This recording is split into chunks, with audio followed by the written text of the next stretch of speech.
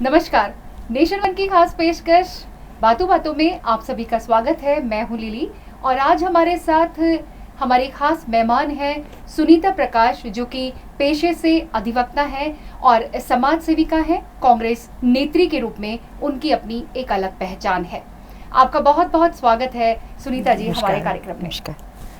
सबसे पहले तो मैं नेशन वन का धन्यवाद करना चाहती हूँ, आपका धन्यवाद करना चाहती हूँ कि आपने मुझे इतने अच्छे प्रोग्राम में आमंत्रित किया। इसके लिए मैं आपकी आभारी हूँ। चलिए, सबसे पहले आपसे जानना चाहेंगे सुनीता जी, प्रश्न बहुत सारे हैं। शुरुआत करते हैं आपके शुरुआती दिनों से, जब आपकी शिक्षा दीक्षा हो रही थी।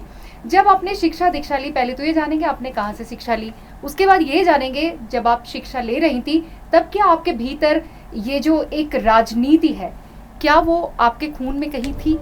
बिल्कुल, ये कहना चाहूँगी कि मैं राजनीति परिवार में जन्म नहीं लिया। कोई ऐसा बैकग्राउंड नहीं है मेरा कि मैं कोई कहे कि मैं राजनीति परिवार से आई हूँ, पर हाँ, राजनीति मेरे बचपन से ही मेरे अंदर है। शायद कहते हैं कि खून में है, लेकिन कहाँ से है, हो सकता है कोई पूर्वज मेरे ऐसे रहे हो राजनीति के। ये नहीं, मैं ये कहना चाहूँगी कि मेरे दादाजी थे, हमेशा वो अपने अधिकारों के लिए लड़ाई करते थे। शायद उनको ही देख करके मेरे अंदर ये राजनीति के जो गुण हैं जो आप कह रही हैं, हाँ। वही सब आए हैं। बिल्कुल, मैं ऋषिकेश से पढ़ी हुई हूँ, जन्म मेरा देहरादून का है, ऋषिकेश से मेरी पढ़ाई हुई है। और मैं कॉलेज के ज़माने में भी जो हूँ, मैं कॉलेज में भी UR रही हूँ, छात्र संघ में UR रही हूँ। मुझे ज़्यादा समय नहीं मिला क्योंकि जल्दी शादी होती है, पहाड़ी परिवार है, या परिवार में होता है कि 3 बहनें थी 2 भाई थे, तो ज़्यादा पढ़ाई लिखाई, ये मैं सौभाग्य समझती हूँ कि मुझे पढ़ने का मौका मिला। मेरे पिता बहुत, हमें बेटियां होते भी कभी उन्होंने नहीं सोचा कि इनको पढ़ाना नहीं है, उनका हमेशा था कि आप पढ़ो आगे। और उन्हीं के ही इसी उत्साह से जो है शायद मैं राजनीति में मुझे लोग लेकर आए। उन्होंने बोला कि भाई आप कर सकती हैं। कॉलेज में आई तो जैसे छात्राएं थी, वो मेरे पे बहुत विश्वास करती थी। मतलब आप में एक क्षमता थी शायद रखने की, पहुंचाने की, या वो क्या मुझ में ऐसे उम्मीद रखते थे कि उन्होंने मुझे बोला। आप यकीन नहीं करेंगे, जब UR का जब इलेक्शन, जब नामांकन होना था,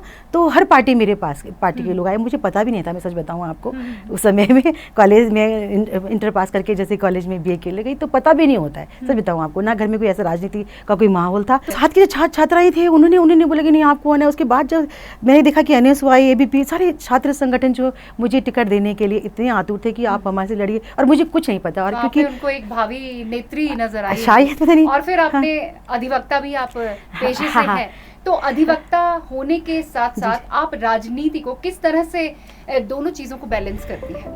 देखिए लिली जी, मैं आपसे यहाँ कहना चाहूँगी कि मैं जो भी बनी हूँ, आज समाज सेवी हूँ, मैं अधिवक्ता हूँ, मैं आज जो है नेत्री भी हूँ, वो सब में समाज सेवा की जो एक लोगों के लिए कुछ करने की जो एक भावना, मैंने अपने कैरियर के लिए नहीं कि मैं आगे बहुत कमाऊँ या आगे जाऊँ या मुझे कैरियर बनाना है, बिल्कुल भी कहीं ये कुछ था ही नहीं। सिर्फ था तो कि मैं जनता के लिए, लोगों के लिए अगर कुछ काम कर सकती हूँ। मेरे ख्याल से मैं आप खुद जीना जिंदगी नहीं है, दूसरों के लिए जीना शायद जिंदगी है। ये आपका कहना है कि दूसरों के लिए जीना जिंदगी है। लेकिन मैं आपको यहाँ पे रोकना चाहूंगी। आज की राजनीति और जब आपने राजनीति ज्वाइन की थी, तब की राजनीति में और आज जिस तरह का परिवेश आप देख रही हैं राजनीति के अंदर, तो उसको आप किस तरह नजरिए से देखती हैं? देखिए, जमीन आसमान का फर्क है। तब की राजनीति में, आज की राजनीति में, तब लोगों को नेता चाहिए थे, आज लोगों को चापलूस चाहिए। बिल्कुल, कहने में मैं एक नेत्री भी हूँ।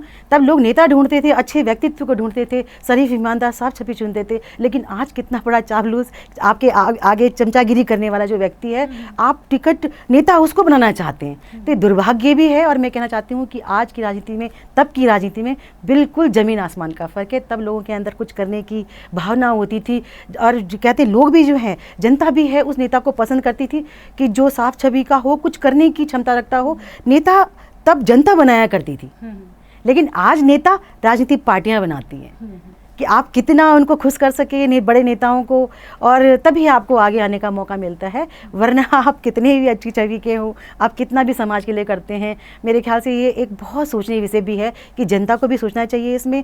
और जब जनता अच्छे लोगों को आगे आने का मौका देगी, तो पार्टी को भी सोचना पड़ेगा कि वो अच्छे व्यक्ति को आगे लाने का काम करें। आज जो युवा है, उसका राजनीति में जो रुझान है वो दूसरे तरीके का है, उस पर क्या कहेंगे आप? नहीं, बिल्कुल ठीक कह रहे हैं आप कि आजकल जो है युवा जो है राजनीति में, मतलब कि मेरे ख्याल से आजकल लोगों को फेम चाहिए, नाम चाहिए, उसके लिए आपको आगे बढ़ना है। आजकल राजनीति में भी आज राजनीति में आप जो है अपना कैरियर देख रहे हैं, अपना मतलब कि क्या कहते हैं उसको, मतलब कि पहले सेवा होती थी, लेकिन आप उसमें भी आज अपनी कमाई का जरिया या आप नौकरी ढूंढ रहे हैं। राजनीति समाज सेवा नहीं, कुछ आजकल के जो युवा हैं वो सोचते हैं कि वहाँ जाएंगे तो उसको नौकरी के रूप में देख रहे हैं, रुपये देखते हैं, कैरियर के रूप में उसको देख रहे हैं कि जाएंगे। उनके मन में मेरे ख्याल से समाज सेवा कम है और आगे बढ़ने की इच्छा। और जिस तरह से आज हमारे नेता मतलब कि कुछ करते भी नहीं इतना, लेकिन आगे बढ़ते हैं, वो देख रहे हैं कि राजनेता हमारे कुछ कर भी नहीं रहे हैं, तब भी इतना नाम है, सब कुछ पास रख रहे हैं। आज देखिए कि नेता कितने गरीब घर से निकल के हमारे नेता आज आए हुए हैं, लेकिन उनके पास सब कुछ है। कहाँ से आया, क्या आया? क्योंकि जबकि मैं जब से जुड़ी हूँ राजनीति में, आपको बताऊंगी कि मुझे रात को कभी कभी नींद भी नहीं आती है कि इतने लोग आपसे उम्मीदें रखते हैं, आपसे सहारा जाते हैं, कहते हैं कि कुछ कीजिए। हर दूसरे दिन मतलब आपको मैं यही कह सकती हूँ कि मुझे जितने भी फ़ोन आते हैं तो कभी कभी मैं फ़ोन आपके करीब मुझे कभी बंद करना पड़ जाता है, कि इसलिए कि मैं उनकी मदद कैसे करूँ, वो मेरी रातों की नींद उड़ा देते हैं। फिर आप राजनीति में आप में वो सब करने का जज्बा है, आप एक समाज सेविका के तौर पर कैसे आप इतनी प्रॉपर्टी जमा कर सकते हैं? एनजीओ भी है जी बिल्कुल। क्या है वो एनजीओ और किस उद्देश्य के साथ आपने उस एनजीओ को बनाया, क्या कुछ नाम है उसका, हमारे दर्शक जानना देखिए वैसे ये एनजीओ मेरा अपना पर्सनल एनजीओ है जी। ये मैंने अपने सास जी ससुर जी को समर्पित किया है, क्योंकि मैं चाहती थी कि मैं उनके नाम से कुछ करूं। क्योंकि जब मैंने देखा है कि उन्होंने अपने बच्चों के लिए बहुत कुछ किया, अधिकारी बड़े बड़े अधिकारी घर में बनाए उन्होंने, लेकिन मेरे ख्याल से जो उनको सुख मिलना चाहिए था उससे पहले वो दुनिया से चले गए हैं। तो उसका मुझे कहीं ना कहीं बड़ा अफसोस भी होता है कि शायद आज जो मैं अच्छे से अच्छा मतलब उनके बेटे के द्वारा जो मैं आज सुख प्राप्त कर रही हूँ, तो कहीं कहीं मुझे अपनी सास जी के लिए थोड़ा सा लगता है कि उनके अधिकारी ज़्यादा अधिकारी मेरे ख्याल से वो थी, क्योंकि एक बच्चे को पाल पोस कर बड़ा करना, और रातें वो अब एक माँ जानती है। बहुत बड़ी बात की है, जो भी दर्शक हमारे इस कार्यक्रम को देख रहे होंगे, आपकी सोच पर उनको मुझे नहीं लगता भरोसा हो रहा होगा, क्योंकि आज जिस तरह से महिलाएं सोचती हैं या आज जिस तरीके से परिवार बढ़ रहे हैं, उनमें इस तरीके की भावनाओं की कमी जो है वो कहीं ना कहीं देखी जाती है। और आप अधिवक्ता के तौर पर रोज़मर्रा ये सब चीज़ें देख रही होंगी कि किस तरीके की कटुता जो है आपसी रिश्तों में, परिवारों में आ गई है। जी उस पर क्या कहें? बिल्कुल कहना चाहूँगी, आजकल अगर आप देखिएगा तो ज़्यादा केस इसीलिए आते हैं, कई बार लोग मुझे बोलते हैं तो वो सबसे पहले यही कहते हैं, डिवोर्स का केस जो है लड़ने के लिए कहते हैं कि तलाक में बोलते हैं कि चलो आ भी गए तो कहते हैं कि नहीं मैडम तलाक लेना है। ज़्यादा से ज़्यादा लोग तलाक वाले आते हैं, मतलब कि ये एक बहुत सोचने वाला भी है लीजिए। और दुख के साथ मुझे कहना पड़ता है कि आज मतलब कि जो सुविधाएँ मिली हैं कानून के द्वारा, आजकल लोग बिल्कुल सहन ही नहीं करना चाहते हैं परिवार में। मतलब कि मैं यहाँ पर बात करना चाहूँगी, आप IAS बनना चाहते हैं, कैरियर चुनना चाहते हैं, कितनी कठिनाइयाँ आपके सामने आती हैं, लेकिन परिवार तो आपका पूरा जीवन परिवार के अंदर, अगर परिवार में सुख शांति नहीं तो बाहर आप कहीं भी चले जाएं तो मेरे ख्याल से आप कितना भी अचीव कर लें, कुछ भी कर लें, लेकिन अगर परिवार में आपका नहीं ठीक से है, अशांति है परिवार में, तो आप मेरे ख्याल से मुझे खुद अपने आप लगता है कि आपने देखा होगा ज्यादातर लोग भटकते ही नजर आते हैं, जी। अपना छोड़ करके दूसरों में अपने सुख की तलाश करते हैं। मुझे लगता है कि दूसरों में अपने सुख की नहीं, वो दूसरों के अपने दुख है तो उसको कम करने की बजाय वो जो दूसरा सुखी है उसके सुख को कैसे कम किया जाए उसकी तरफ ज़्यादा उनका ध्यान रहता है, कि जो बहुत गलत है। देखिए लीजिए, मैं सबसे कहना चाहती हूँ कि अगर व्यक्ति, मेरी बहनें भी सुन रही होंगी, अगर हम दूसरों पे मरते रहें, कई बार मैं महिलाओं को देखती हूँ कि बोलती हैं शादी हो गई तो हम ये नहीं कर पाए, शादी हो गई तो वो नहीं कर पाए, तो मेरे ख्याल से ये गलत बात है। अगर खुद मैं अपने आप को देखती हूँ, अगर मेरे मतलब भाग्य में कह लीजिए या मुझे करना है तो वो शादी के बाद भी मैं कर सकती हूँ। वो हमारे ऊपर डिपेंड करता है कि हम दूसरों के ऊपर जिम्मेदारियाँ अपनी छोड़ के अपने आप को बचा लेते हैं। मेरे ख्याल से मैं यहाँ से संदेश देना चाहूँगी कि नहीं, मैं भी जो थी, मेरी शादी भी हुई तो मेरे साथ साथ पढ़ाई जारी रखी है, जज्बा रखा है। बिल्कुल किसी भी तरह का मुझे कभी नहीं लगा कि मेरी शादी जल्दी हो गई या फलाना हो गया, ऐसा कुछ नहीं। मुझे ये था कि मेरा जो समय है मुझे उसे कहाँ यूज़ करना है। भाजपा की बात करते हैं, भाजपा का जो अभी कार्यकाल चल रहा है, जी। 1 साल उनका पूरा भी हो चुका है, किस तरह से देख रही हैं आप भाजपा के कार्यकाल को? देखिए, मैं भाजपा का तो कार्यकाल ही नहीं है। मैं यहाँ पे कहना चाहूँगी, भले ही मैं कांग्रेस से नेता हूँ, लेकिन यहाँ पे बिल्कुल साफ उससे बात करना चाहूँगी। मैं साफ गोई से बात करना चाहूँगी कि देखिए, भाजपा तो कहीं नहीं है, खाली मोदी जी का एक कुछ भी कहिए, उनकी बातों का जादू है या उनका जादू है, जो भी है जादू तो मैं बोल रही हूँ, लेकिन मतलब हो सकता है कि जो भी है वो उनका ही, उन पे ही मतलब जनता है जो विश्वास कर रही है, लोकतंत्र है। तो देखिए, जनता ने हमें इतने सालों तक भी तो हमें अपनाया है ना। अगर जनता चाहती है कि दूसरे को भी देखना चाहती है, समय दे रही है, तो मैं उसमें राजनीति भी नहीं करना चाहूंगी। नहीं, मैं राजनीति की बात नहीं कर रही हूँ, मैं एक व्यक्ति विशेष के तौर पर आपसे जानना चाहती हूँ कि भाजपा के कार्यकाल को जो अभी तक बीता है 1 साल, उत्तराखंड में डबल इंजन की सरकार आ गई है और भाजपा ने ये भी दावे किए थे कि यदि जो है हमारी डबल इंजन की सरकार आ जाएगी तो हम कुछ विशेष कर देंगे। तो वही विशेष क्या कुछ हुआ है, ये आपसे जानना चाहूंगी, क्योंकि जब कांग्रेस की सरकार थी उस वक्त यही होता था कि केंद्र से जो है उनको मदद नहीं मिल रही है। इस पर क्या कहें? जी बिल्कुल, ये बिल्कुल सही कह रही हैं आप कि जब हमारी सरकार थी कांग्रेस की तो केंद्र इतना मदद नहीं करता था सरकार। ये पता नहीं क्यों ऐसी मानसिकता है, लेकिन इतना जरूर कहना चाहूँगी मैं आपसे कि जनता समझ रही है। अगर जनता है कि जो आपको सर पे बिठाती है तो कब नीचे उतारती है पता नहीं चलता है। तो मेरे ख्याल से जनता का ये एक निर्णय था कि उनको बैठाना, प्रधानमंत्री बनाना। अब जनता को पता चल रहा है धीरे धीरे कि उन्हें जो वादे किए हैं शायद मेरे ख्याल से जनता को वो सब मिल नहीं रहे हैं। मतलब कि है, भाजपा तो कहीं नहीं है, पर हाँ जो मोदी जी ने जनता को जो वादे किए थे और जो जिनके वादों पे, मोदी जी के वादों पे जनता आई थी, धीरे धीरे उनका जादू जो है, जो उनकी जो बातें हैं वो मेरे ख्याल से जनता भी समझ पा रही है। तो अभी धीरे धीरे हम देखते जा रहे हैं कि जब लोगों से बात भी करते हैं तो वो भी कहते हैं कि नहीं भाई, हाँ हर बार वो कहते हैं कि भाई लंबी बाद में आपको पता चलेगा, अभी आप नहीं समझ पा रहे हैं, लेकिन जो योजना बना रहे हैं बाद में बहुत फायदा देंगे। लेकिन जो आज की जनता है, जो गरीब है, वो कहते हैं कि जब हम चले जाएंगे, हम अभी जिंदा हैं, अगर हमें अभी वो फायदा नहीं मिल रहे हैं योजनाओं का, हमें आज अगर भाजपा सरकार कुछ दे नहीं पा रही है, हमारे मरने के बाद में हमें क्या पता कि क्या होने वाला है क्या नहीं वाला। तो मेरे ख्याल से अगर आप इतनी लंबी, लेकिन अभी जो वर्तमान में है उसमें कैसे आप लोगों को राहत दे सकते हैं? महंगाई हो, पेट्रोल कितना बढ़ गया है, जनता अभी भी तरह जैसे किसी ने कहा भी है कि आप अकाउंट खोल रहे हैं, लोगों के पास पैसे ही नहीं है। आपने अकाउंट तो खोल दिए हैं, लेकिन जब पैसे ही नहीं लोगों के पास अकाउंट में डालने के लिए, तो उनके लिए और भी वो मुसीबत बन गई है। जानना चाहेंगे तो क्या लगता है आपको, जो विपक्ष है वो अपनी जिम्मेदारी ठीक तरीके से निभा रहा है? नहीं, बिल्कुल भी। देखिए, आप कभी भी होता है कि शायद मैं जनता के बारे में बोलना चाहती हूँ, पर फिर भी जब आप किसी को एक बार बहुमत दे देते हैं ना बहुत ज़्यादा, तो वो अपना मनमानीपन करती है। वो ना वो जनता को समझती है, ना वो विपक्ष को समझती है। एक जिद्दी और अपना घमंड जो अधिपद हो जाता है, घमंड आ जाता है उन लोगों के अंदर। वही समय चल रहा है कि काम तो कम हो रहा है, बातें बहुत ज़्यादा हो रही हैं। काम देखिए, मैं इसलिए नहीं कहना चाहती हूँ, आप सड़कें देख लीजिए तो देहरादून है, छोटा सा उत्तराखंड राज्य है। ये देखिए, जस्ट आप मुझे बताइए, आप भी रोज आती जाती हैं अपने घर से, आपको क्या रास्ते में या शहर में क्या बदलाव आपको कुछ नजर चले? मैं राजनीति होने के नाते बोल सकते हैं लोग कि भाई सुनीता प्रकाश तो कांग्रेस ही है तो शायद इसलिए बोल रही है, लेकिन आप बताइए, आप मीडिया वाले हैं, आम जनता से पूछिए कि क्या उनको बदलाव इस देहरादून के अंदर, देहरादून राजधानी का जो बिल्कुल में हम लोग यहाँ पे रह रहे हैं, सब यही है, मुख्यमंत्री जी यहाँ बैठे, सचिवालय यहाँ, आप मुझे बताइए कि क्या बदलाव यहाँ देहरादून के अंदर आपको नजर आते हैं? तो हम क्या सोचें? उत्तराखंड में रोजगार, शिक्षा, स्वास्थ्य, कानून, ये मूलभूत जो सुविधाएं हैं, पानी है, जमीन है, इन सब चीजों को लेकर आप क्या कहेंगे? नहीं, देखिए, कानून तो सबके लिए बने हैं, संविधान भी हमारा है, सबके लिए बना है, कानून में हक पूरे मिले हैं। लेकिन देखिए, ये जो इनको जो है धरातल पे उतारने का काम तो सरकारों का है। सरकार ही इसको ढंग से उतार सकती है। जैसे पानी है, जंगल, ये सब हम यही इसीलिए तो सरकार बनती है कि ताकि वो जनता के काम करे, जनता के हितों के लिए काम करे। तो मेरे ख्याल से ये जनता का ज़्यादा काम है। कानून बने हैं, लेकिन इसको जो है इम्प्लीमेंट करना है, जो है एक तो बात अलग बात है कि आप क्रिमिनल केस हैं या आपराधिक हैं, उसके लिए कानून के लिए, लेकिन ये पानी, जमीन हो गई, पानी हो गई, जो सुविधा है, मूलभूत सुविधाएं, रोजगार को लेकर के जो है आए दिन धरना प्रदर्शन देखने को मिलते हैं।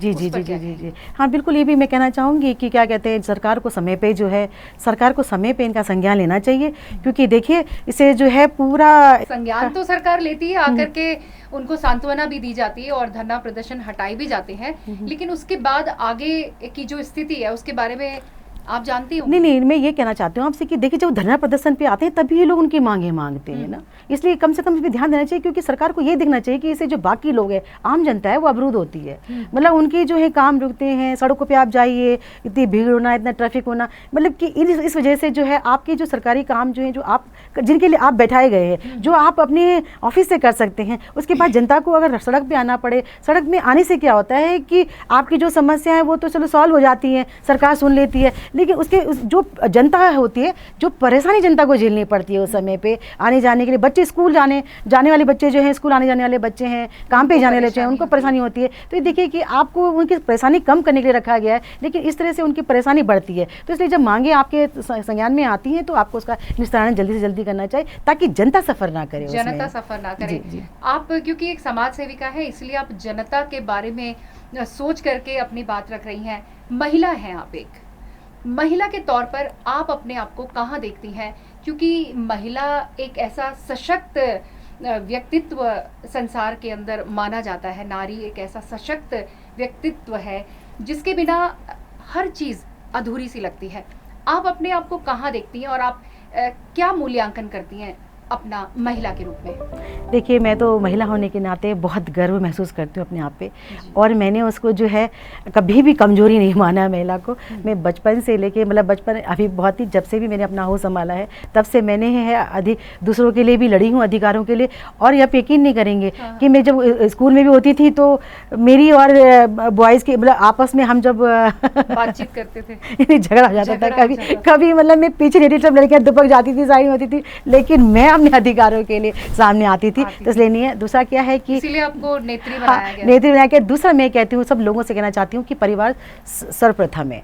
आप कुछ भी बने, कहीं भी जाइए, लेकिन आपके परिवार में शांति है, सुख है, तो आपका पूरा परिवार जो है सुखी है मेरे ख्याल से। यदि परिवार बिल्कुल, यदि मैं बिल्कुल सब कुछ है, सब कुछ है। अगर परिवार सुखी है तो मेरे ख्याल से उससे बड़ा धन कुछ नहीं है। आपके परिवार में यदि है, मैंने कई बार देखा है कि मेरे पास कभी ऐसे केस आते हैं कि मुझे बच्चे बोलते हैं कि मैडम घर में सास बहू की लड़ाई हो रही है। अब सास बहू तो लड़ जाती हैं, घर में वो खाना खा के पेट भी सो भी जाती है, लेकिन जो उनका बच्चा जो काम पे निकलता है वो उसी परेशानी में निकलता है। कल अगर आपके पास बच्चा ही नहीं रहा, वो बच्चे को आपकी परेशानी में यदि कुछ हो जाता है, सड़क एक्सीडेंट हो जाता है, वो परेशान होते हैं, कहते काम में मन नहीं लगता है, फिर ये भी टेंशन में होते हैं, घर जाएंगे तो तनाव होगा, फिर वही देखना पड़ेगा। तो मेरी सब माँ बहनों से हाथ जोड़ के निवेदन है कि आप उसका भी ध्यान रखिए। आप तो सास बहू हैं, दोनों अधिकार जमा रही हैं, लेकिन वो पति है बेचारा, तो उसके भी ध्यान दीजिए। कम से कम वो कमाएगा, जाएगा, आएगा, तो सास भी और आप भी सुखी रहेंगे। अगर बच्चे ही आपकी लड़ाई झगड़ में चला जाएगा, वो दुखी है, परिवार में कलह है। एक चीज और भी है, हाँ जी, जो कानूनन अधिकार महिला को मिले हैं,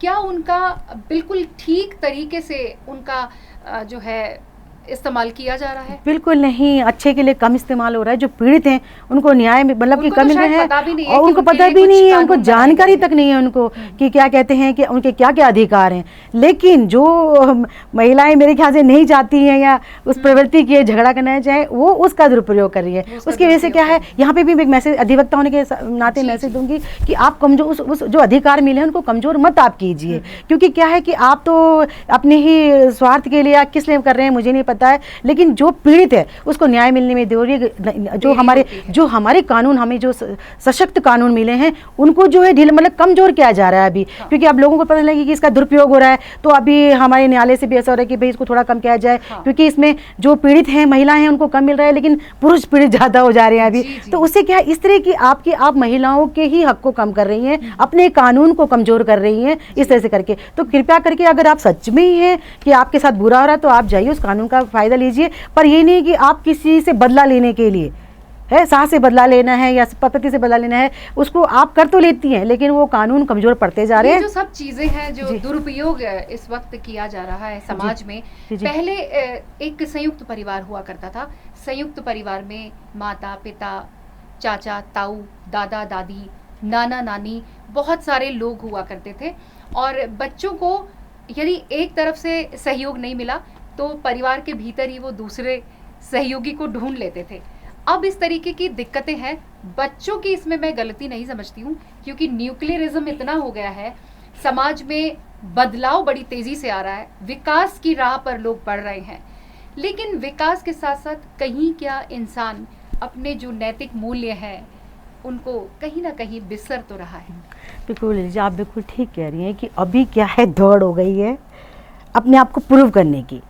महिला पुरुष अपने आप को आजकल चाहते हैं कि क्या करके दिखा दें अपने आप को। परिवार उस चक्कर में छूटता जा रहा है, साथ में लोग रहना नहीं चाहते हैं, एक दूसरे को बर्दाश्त करना नहीं चाहते हैं। उसका सारा असर बच्चों के ऊपर पड़ रहा है। बच्चे आजकल अकेले हो जा रहे हैं। हम अब सास ससुर के साथ नहीं रहना पसंद नहीं करते हैं, परिवार में रहना पसंद नहीं करते हैं, और हम अपने बच्चों को जो है बोर्डिंग में डाल रहे हैं, बेबी सिटिंग में डाल रहे हैं। अब क्या दोष है अगर कल वही बच्चा आपको ओल्ड एज होम में डाल दें तो? शुरुआत तो हम लोग कर रहे हैं ना। अगर हम अपने बच्चों को वो प्यार नहीं दे रहे हैं, संस्कार नहीं दे रहे हैं, उनके साथ समय नहीं बिता रहे हैं, सिर्फ पैसा कमाने के चक्कर में आप उन बच्चों को कहीं भी छोड़ दे रहे हैं, उनके साथ क्या व्यवहार हो रहा है आजकल, कितना बुरा बुरा व्यवहार बच्चों के साथ है। इधर मम्मी पापा निकले बाइक या उधर पीछे एक लगा करके चुपचाप बैठो, बच्चों को बोलते हैं। अब बच्चा क्या सीखेगा? वो तो देख रहा है कि मम्मी पापा समय दे रहे हैं। आप अपने बच्चों को जब बेबी सिटिंग में छोड़ रहे हैं तो क्या उम्मीद करते हैं कि वो बच्चा आपको घर में रखेगा? माफ़ करना, मैं कहना चाहती हूँ, जब उसको प्यार मिलेगा वो समझेगा उन चीज़ों को, तभी तो है ना कि आप अपनी जिम्मेदारी से मत भागिए। मैं आज सुनीता प्रकाश हूँ तो मैं ये कह सकती हूँ कि मैं आज अपनी जिम्मेदारी से नहीं भागी हूँ। अपने आप किसी के सामने भी खड़े होकर कह सकती हूँ कि मैंने जो है कि ये नहीं कि मैंने अपने परिवार को छोड़ दिया या परिवार के लिए ये नहीं किया वो नहीं किया। आप कर सकती हैं, आप शक्ति हैं, आप महिला हैं, आप सबको लेके चल सकती हैं। ये नहीं कि एक जिसके लिए आप दूसरी चीज़ को छोड़ दीजिए। क्या संदेश आप हमारे इस कार्यक्रम के माध्यम से आज की जो युवा पीढ़ी है उसको देना चाहेंगी? क्योंकि आज की युवा पीढ़ी हमारा आगे का भविष्य है, तो हमारा आगे का भविष्य अच्छा हो, यही हमारे कार्यक्रम की सार्थकता होगी यदि कोई अच्छा मैसेज यहाँ से चला बिल्कुल मैं कहना चाहूँगी, क्योंकि मैं खुद 2 बेटों की माँ हूँ और दोनों ही युवा हैं, और क्योंकि मैं उनके साथ, मुझे पता है कि एक माँ बाप अपने बच्चों के लिए सब कुछ जुटाते। मैं खुद भी हूँ, मैं सच बता रही हूँ, अपने बच्चों के लिए रात दिन सोचती हूँ तो उन्हीं के लिए सोचती हूँ, करती हूँ तो उन्हीं के लिए करती हूँ। तो बच्चों को समझना चाहिए कि अगर माँ बाप आपके लिए इतना कर रहे हैं, सब कुछ कर रहे हैं, तो आप बहकावे में ना आए। आजकल क्या है, लोग दिखावे पे, इसके पास अच्छा मोबाइल है, उसके पास अच्छी बाइक है, इसके पास फलाना है, उसके माँ बाप दे रहे हैं। आजकल बच्चों के अंदर ये समझ ही नहीं, वो आंकलन नहीं कर पाते हैं कि हमारे माँ बाप की कितनी कैपेसिटी है, हमारे माँ बाप कितना कर पा रहे हैं, जबकि माँ बाप 100% देना चाहते हैं, उनके पास जितना है। आजकल बच्चों की जो सोच है ना, वो दिखावे में ज़्यादा जाती है, लेकिन जो उनको सोचना चाहिए अपने माता पिता के बारे में, कि भाई अपने परिवार के बारे में, आप जो है बिल्कुल इस बात को नहीं सोच रहे हैं कि आपको जो है कहाँ लेके जा रहा है। आपको हमें अपने बच्चों को नैतिक मूल्यों को आपको वो तो सिखाने ही चाहिए, लेकिन नहीं वो देने। लेकिन आज मैं ये भी कहना चाहती हूँ कि ये परिवारों की भी है। देखिए, आप जो दोस्त बनते हैं ना, तो एक परिवार क्या करता है कि अपने बच्चों को खाली पीछे छुड़ाना चाहता है कि नौकरी कर रहे हैं, अपने बच्चे को ये दे दीजिए, खुश रखने का काम करता है। लेकिन वो दूसरी जगह जो बहुत गरीबी परिवार है, अपने बच्चा ही उसकी सारी पूंजी है, लेकिन वो बच्चा ही नहीं देखता कि मैं किस स्थिति में हूँ। वो ये देखता है कि मेरा दोस्त जो है कि गाड़ी में जा रहा है, बाइक में जा रहा है, मोबाइल ले जा रहा है, वो बहुत जल्दी ना अपने परिवार का नहीं देख करके और अपने उसके दोस्त के अच्छे कि भाई उसका जो लग्जरी जो जी रहा है उसके पास जाता है, और फिर वो गुमराह हो जा रहा है, जो कि बहुत गलत है। इसलिए मैं यहाँ पे उनको भी कहना चाहूँगी जिन माता के पिता के पास बहुत कुछ है। देखिए, मैं ये इसलिए नहीं कहना चाह रही हूँ कल मेरे बच्चे क्या करें मुझे नहीं पता, मैं इसलिए इतना खुल के नहीं आती हूँ, पर मैं इतना जरूर कहना चाहूँगी कि जब तक 12वीं तक मैंने अपने बच्चों को, जब भले उन्होंने कहीं से लिया होगा, मेरे लिए, पर मैंने खुद अपने आप ने अपने बच्चों को मोबाइल दिया ना, मैंने अपने बच्चों को बाइक दी। सच बता रही, दे सकती थी तो भी नहीं दी। लेकिन मैं उन्हीं से कहना चाहूँगी, बहुत सफ़र भी करने, क्योंकि दोस्त आते थे लेने के लिए, फॉर्च्यूनर में आ रहे हैं उनके दोस्त, बाइक में आ रहे हैं उनके दोस्त, वो कहते भी थे बहुत ज़्यादा, पर बहुत सुनना भी पड़ा, लेकिन नहीं दिया। मैं ये कहना चाहूँगी, अब पैसा बहुत है आपके पास, लेकिन बच्चों को आप वो आपको ही जो है बाद में नुकसान देगा आपको। मतलब आप अभी तो सोच रहे हैं कि सही और गलत की पहचान दे, और बहुत कितना भी आपके पास हो, लेकिन उनको उतना ही दीजिए, बच्चे के हिसाब से दीजिए, आप उनको नहीं कीजिए, क्योंकि आपके ऐसे कदम से जो दूसरे परिवार हैं, उनके परिवारों के बच्चे जो हैं गलत दिशा में जा रहे हैं, गुमराह हो रहे हैं, और उसका सारा असर उन माँ बाप को जा रहा है जिनकी पूंजी वो बच्चे हैं। सब कुछ डिपेंड करता है, बच्चे कुछ बनेंगे तो शायद हालात उनके अच्छे गुजरेंगे, लेकिन उन परिवारों की वजह से उन परिवारों पर, उन बच्चों पर असर पड़ रहा है। तो मिलाकर आप ये कहना चाहते हैं कि आज जो युवा है वो किसी को देखकर भ्रमित ना हो, अपने आप को देखे कि वो क्या कर सकता है, और अपने परिवार की सक्षमता को देख करके आगे बढ़े। और कुछ ऐसा नहीं है कि जो आप नहीं कर सकते, आपको मेहनत करने की जरूरत है। आप पढ़ाई करें, जो भी करें, आप मेहनत करेंगे तो आप सब कुछ पा सकते हैं। लक्ष्य निर्धारित नहीं करना चाहिए आपको, जरूरी नहीं है कि आपके पास सब कुछ हो तभी आप कर सकते हैं। आप अपने आप भी तो कुछ करने की कोशिश कीजिए, जरूरी नहीं है कि आपको माता पिता ही दें। जब आप बड़े हो गए हैं तो आप भी माँ पिता को कुछ करने की कोशिश करें, और अपना मेरे ख्याल से उसमें ज़्यादा संतुष्टि है, और खुद आगे के लिए भी, आपके लिए, अपने बच्चों के लिए भी बताने के लिए कि भाई हमने ऐसा नहीं मिला है, हमने बड़ी मेहनत से सब कुछ सुनीता जी, आपके विचार बहुत अच्छे लगे। आप समाज के साथ साथ परिवार की एकता पर विश्वास करती हैं और जिस जगह पर परिवार एक है वहाँ पर किसी भी तरह का क्लेश द्वेष नहीं हो सकता। आप हमारे कार्यक्रम में आई, अपना धन्यवाद, अमूल्य धन्यवाद। समय हमें दिया और इतनी बहुत अच्छी बहुत अच्छी बातें धन्यवाद यहाँ पर आपको। करी। नहीं, आपका बहुत बहुत धन्यवाद। धन्यवाद। तो दोस्तों, आज के बातों बातों कार्यक्रम में मेरे साथ इतना ही। देश और दुनिया की तमाम बड़ी खबरों के लिए बने रहे नेशन वन के साथ। मुझे दें इजाजत। नमस्कार।